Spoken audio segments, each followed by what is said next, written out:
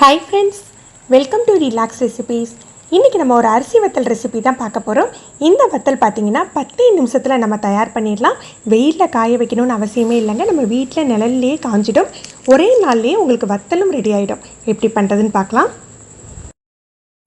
ஒரு கப் அளவுக்கு அரிசி மாவு எடுத்திருக்கேன். நார்மலாக கடையில் கிடைக்கிற ரெடிமேட் அரிசி மாவு தான் எடுத்திருக்கேன். ஒரு 1/4 டீஸ்பூன் உப்பு சேர்த்துக்கலாம். நான் இன்றைக்கி ஆப்பசோடா எதுவுமே சேர்க்கலை. ஆப்பசோடா தேவைப்படாதுங்க. இது நல்லா மிக்ஸ் பண்ணி விட்டுக்கலாம். நல்ல சூடான வெந்நீர் எடுத்துருக்கேன். இதை விட்டு இதில் பிசைஞ்சிக்கணும். சூடாக இருக்கிறதுனால முதல்ல கரண்டி காம்பை வச்சு கலந்து விட்டுக்கலாம்.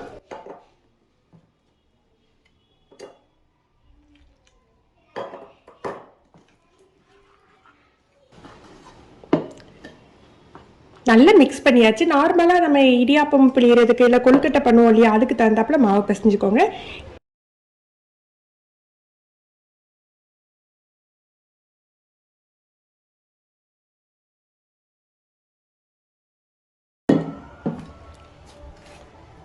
கை பொறுக்கிற சூடு வந்தாக்கல நல்லா அழுத்தி பிசைஞ்சுக்கணும்.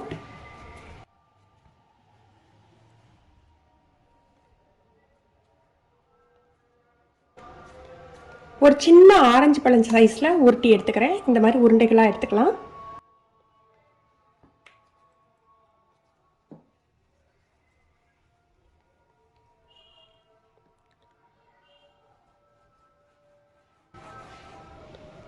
ஒவ்வொரு உருண்டையுமே இந்த மாதிரி நல்லா ரோல் பண்ணிக்கணும்.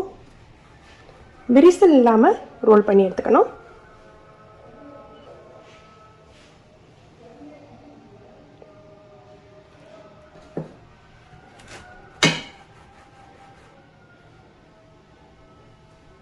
இந்த மாதிரி எல்லாத்தையும் உருட்டி எடுத்தாச்சு.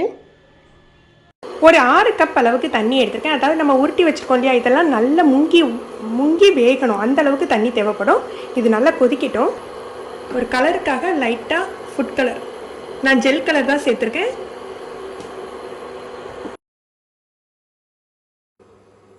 தண்ணி நல்லா கொதிச்சாக்கில் நம்ம உருட்டி வச்சுருக்கதெல்லாம் சேர்த்துடலாம்.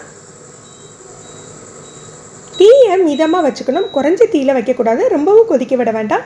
இப்படியே ஒரு 8 நிமிஷம் நம்ம வேக வச்சுக்கலாம். 8லேருந்து 10 நிமிஷம் வரைக்கும் கூட நம்ம வேக வச்சுக்கலாம். நடுவில் மிக்ஸ் பண்ணி விடுறது, கிளறது எதுவுமே வேண்டாங்க. அப்படியே வெந்துட்டு இருக்கட்டும்.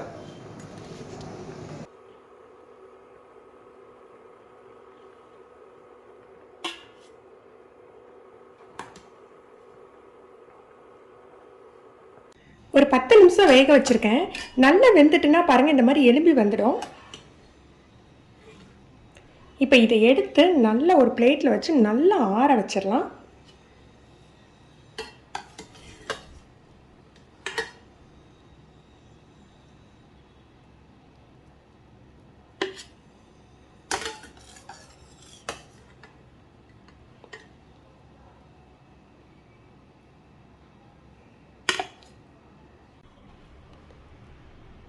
நல்லா ஆறிடுச்சு. இப்போ இதை நம்ம ஸ்லைஸ் பண்ணி எடுத்துக்க போகிறோம்.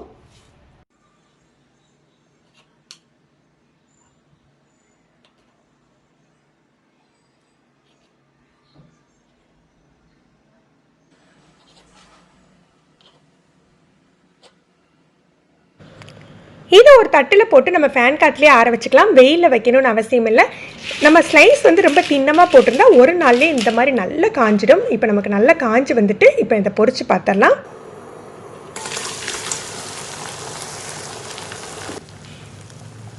ஃபுட் கலர் வேண்டாம்னு நினைக்கிறவங்க நீங்கள் அந்த ரோஸ் கலரை தவிர்த்துக்கலாம். அது இந்த ஓரங்களில் கலர் கொடுக்கறதுக்காக மட்டும்தான் அது சேர்த்துருக்கோம். இந்த வத்தலில் பார்த்தீங்கன்னா நான் ஃப்ளேவருக்காக எதுவுமே சேர்க்கலை.